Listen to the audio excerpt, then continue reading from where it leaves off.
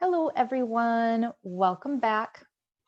I am super excited to be connecting with you all today and to be discussing this super new moon in Scorpio that's happening on November 14th/15th. So in the United States, it's going to be coming into our realm and into our alignment on November 14th at around 11 o'clock. And in other parts of the world, it may be November 15th. So somewhere about there. So super new moon in Scorpio. For me, I'm experiencing this personally as probably one of the freshest lunar alignments that we've had in a while. It's really been a minute. And one of the possible reasons why that may be is because this new moon is sextile with Jupiter and Pluto that are in conjunction in Capricorn. So the new moon in Scorpio is a very deep sign.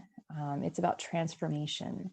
It is more interested in seeking truth than placating or even finding balance.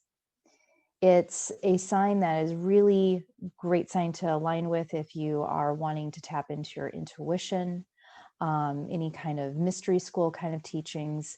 It is a sign that's very magical. And then we have it that aligned with Jupiter and Pluto that's in Capricorn. And Capricorn is this sign that's all about the doer. You know, it's the Capricorn is symbolized by the ram or the billy goat that jumps from boulder to boulder, climbs the mountains. So we have this perfect alignment that is so great for tapping into our intuition to create in practical terms a new beginning. Not from the analytical side of the mind, not from the what should I be doing, but from a place of true purpose. If we allow ourselves to go into those depths. And that's a little bit of the intensity with this new moon in Scorpio. Some of us are energetically pretty thin right now. Like 2020 has been a rough year for a lot of folks. And so it may not feel like much of an invitation to go into the emotional depths of Scorpio, because although Scorpio is about intuition and imagination and transformation, it's also a deeply emotional sign as well.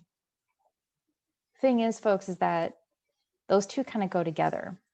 And the reason why that is because the emotions are magnetic. Our emotions are what lie behind our magic.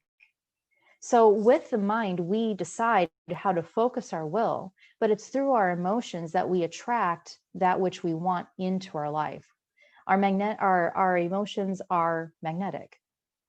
That doesn't necessarily mean that we are supposed to disregard any of the quote unquote negative emotions and lock them away. In fact, that will freeze us up emotionally and will actually cut us off at the knees, so to speak, when it comes to creating what we want in our life. So Scorpio, it invites us to get real.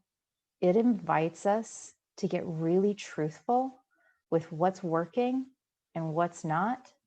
And then it invites us through Jupiter and Pluto, because Pluto is about change as well. And Jupiter expands anything that it touches. So once we become with clarity as to what may be not me working, what might not be working, what might need to be healed within our hearts, what still needs to be transmuted, we can then make decisions in very practical terms as to what needs to be done in order to create that healing and to create a new beginning. Scorpio is associated with the scorpion. No surprise there. And the scorpion, it sheds its exoskeleton every time it grows. So that's kind of like what this new moon is all about. It's about just because we've been shedding for a while. We've been shedding all like 2020.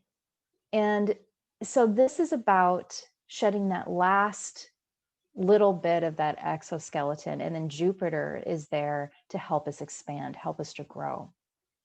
Scorpio is also associated with the symbol of the phoenix. So the phoenix is the mythological bird that incinerates and then rises from the ashes again anew. So the message or the image that's coming to my mind in regards to that is this phoenix that's rising from the ashes and kind of just shaking itself off, right? It's shaking those ashes off. I think that it can be almost tempting to think that new beginnings happen instantaneously. It can happen that way, but more often than not, there's this place in between where we get our footing first. And I think that that's really where we're at with this new moon, is that we have all have shed, many of us have shed so much. Many of us have transmuted a lot. People are, I'm hearing a lot of talk recently about purpose and about finding new ways to show up and new ways to work. And, you know, it's about, there's a lot of exploration for what comes for us next. So Jupiter and Pluto that are in conjunction and sextile to this new moon, it allows us to kind of dust ourselves off and then to get that footing. We may not know exactly with this new moon what that newness looks like. We may not know exactly what all the details may be, but don't let the minutia keep you back from creating the new beginnings. This is a time to align energetically with the essence of what it is that we want to create, even if we don't know exactly what it looks like yet.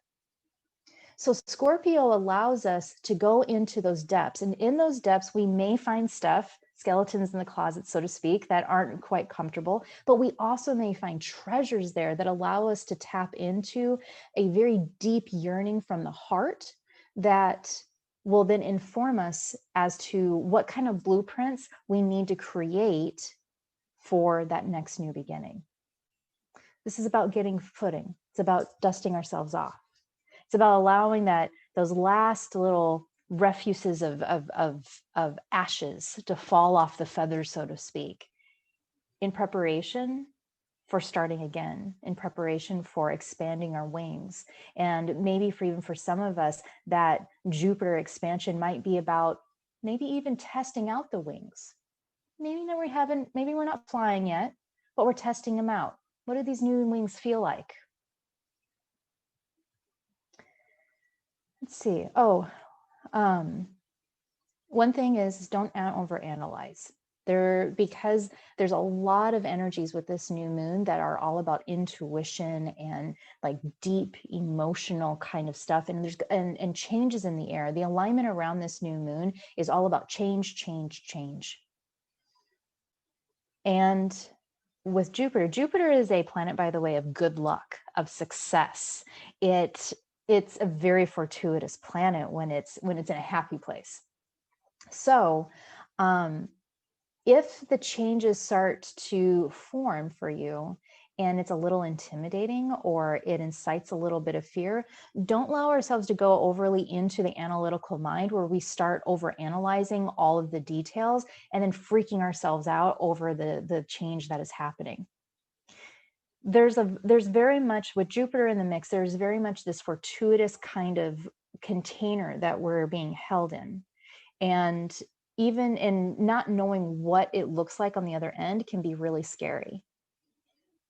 But with our own powers of our imagination, our intuition, if we are very clear on the essence of what it is that we're wanting to bring into our life, we can use the powers of the intuition and the imagination to influence those changes to our benefit.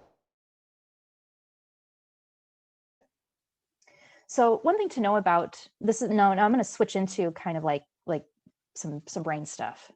The right side of the brain is associated with intuition and imagination. And the left side of the brain is associated with analysis, logic, and details, data. The right side of the brain, the intuitive and imaginative side of the brain, it sees the world holistically.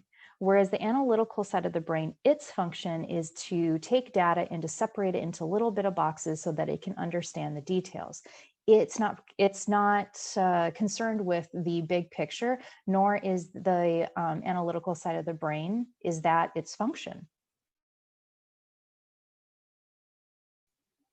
So when we are trying to create something in life, it's important to know that the right side of the brain, the intuitive side of the brain, has two different functions. It has a receptive current, which is the intuition. The intuition picks up on information that is in the realm of possibilities, meaning that there is a certain pattern that is taking place, and our intuition can tap into that pattern and can it can get a feeling for what it is that is either taking place or is most likely to take place. Now, the imagination is the external current of the right side of the brain. And the imagination is how we create our new reality. The imagination creates blueprints. So it's how we take those energetic patterns and how we have influence over them. So yes, our imagination is real, and it's very much a natural function of our brain, just as much as, computing and data and analysis is. What's the unfortunate thing is that most of us have been taught the opposite. Most of us have been taught that analysis is what creates reality, and that if you don't see it, then you can't believe it, and that it's not quote unquote real. If we stay in that mentality, we will never create anything new. We will always be destined to relive the same patterns and the same cycles over and over and over again, because we will be operating from the analytical side of the brain, which only can compute data that already exists. So if we want to create new beginnings and we want to create newness in our life, it is required that we have a bit of faith to slip into the holistic side of the brain that is able to tap into the realm of possibilities, and through the imagination, through the outgoing current of energy, be able to influence those energetic patterns so that we can create a ripple effect and align with what our heart truly desires. This is how creation works. So don't allow the analytical side of the mind to come in and sabotage your efforts to create new beginnings simply because it doesn't understand anything that doesn't already exist, because that is not its job. Once you've created something new, once the new manifestations have taken place, then the analytical side of the mind can figure out the details, because that is its job and that's what it's made to do. So I hope that little bit of scientifics / metaphysics helps in being able to reframe how all of this works, because this new moon in Scorpio is all about slipping into the intuitive, the imaginative side of the brain, and be able to tap into the potential of what might be, so that we can listen to the heart, listen to what it is that would really bring us true fulfillment, and then have faith in our imagination to be able to create the visions, the patterns, the feelings, the words that will bring that into our reality, even if we don't know all the details. So activities such as studying spiritual kind of teachings would be really great around this time. Creating vision boards, journaling, meditating, getting an intuitive reading, tarot, runes, vibrational healing, going and seeing an energetic practitioner, anything like this that is about that more intuitive, that helps us open up that intuition, is something that would be highly effective at this time. So let me see, is there anything else that we need to deliver here?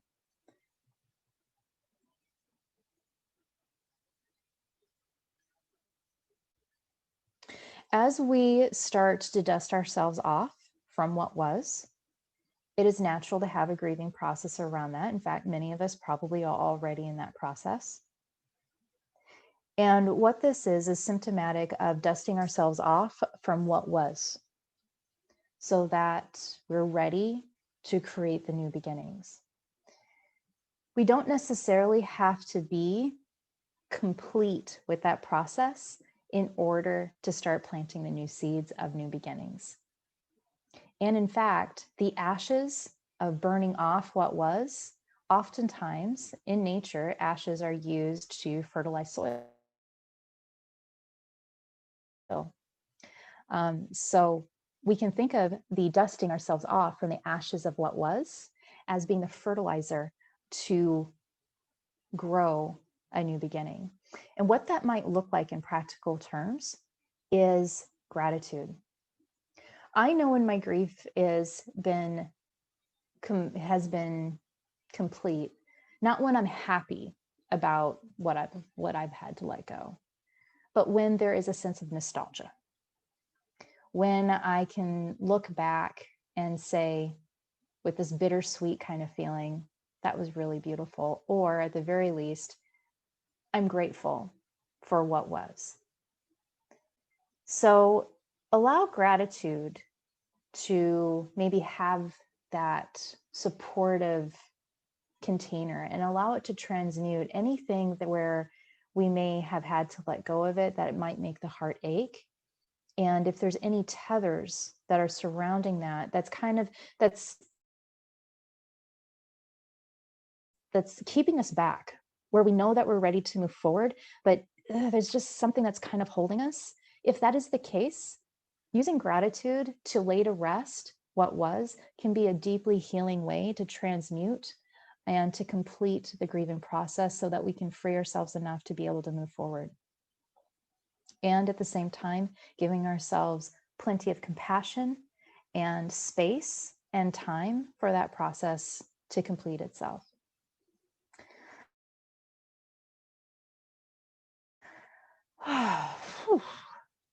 This feels like a really big one. It's important to know that we're on a hedge right now. Nothing is really meant to be completed in practical terms. We are on the hedge between what was and what will be. We're sitting on a precipice. We're standing on a boundary, a line.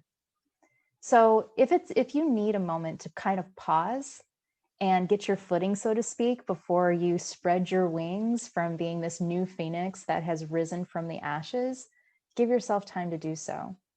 Because hedge riding is a skill set and magic all its own. All right, folks. I'm really feeling this new moon, and I hope you are too. And if there's anything that you would like to share with me, I love hearing people's experiences and such. On that note, in the links below, you will see that there is a whole variety of different events I have going on. So there's a lot that's coming up. So if you are in need of some additional clarity, or you're needing to weed through all of the weeds to find the space to create, to plant new seeds, there are plenty of opportunities this month to work with me at an event rate. So November 20th, I'm going to be at Everything Just Rocks. Check out that link below, and that will be an in-person event. And then also November 24th through December 5th, I'm hosting a event rate for all of my virtual intuitive guidance sessions. And those are via Zoom, FaceTime, or via phone. And those are also for all 1 hour sessions. Those are also at my event rate. And then on December 6th, I am hosting a runic prosperity and protection ceremony where I'll be sharing a ancient runic bind rune, a symbol that has been used for millennia for protection, good communication, reciprocation, good luck, and fortune, as well as protection. And during that ceremony, we're going to make a crystal grid out of all of them to to charge them with our own personalized intention using Galder work, which is the chanting of the runes. Extremely powerful ritual to, again, dust ourselves off and to prepare ourselves for 2021, where we're all going to be setting the intention. I'm sure that 2021 will hopefully be a little bit more graceful and hopefully a little bit more copacetic than 2020. So that'll be a very powerful ritual to be able to bring in all of the goodness and to create a little bit of energetic protection for each and every one of us. And then each participant will be able to bring home their selenite amulet that will have that bind rune already etched into it. So take a look at that. And then right after the ceremony, I will also be offering event rate in-person intuitive guidance sessions as well on December 6th. So busy month, and I am super excited because I'm feeling like this new moon is wrapping things up and in this beautiful red bow. And I, for one, am very much welcoming in it feels softer to me. It may not feel like that because Scorpio can be quite intense, may not feel that way for everybody, but for myself, it does feel a little bit softer and definitely fresher than a lot of the lunar alignments we've had in 2020. So I wish you all the many blessings, and I hope that all of the blessings that this lunar alignment can offer, that each and every one of you, your lives are touched by it. And if you would like to schedule one of those sessions, click on the link below and you'll be able to reserve a time for either the in-person sessions or the virtual sessions at the event rate, as well as reserve your space in ceremony, which is limited to only 15 people. All right, folks, have a wonderful, wonderful rest of your week. Happy new moon in Scorpio. And I look forward to seeing you in a couple weeks in the next edition of this newsletter. Many blessings. Bye.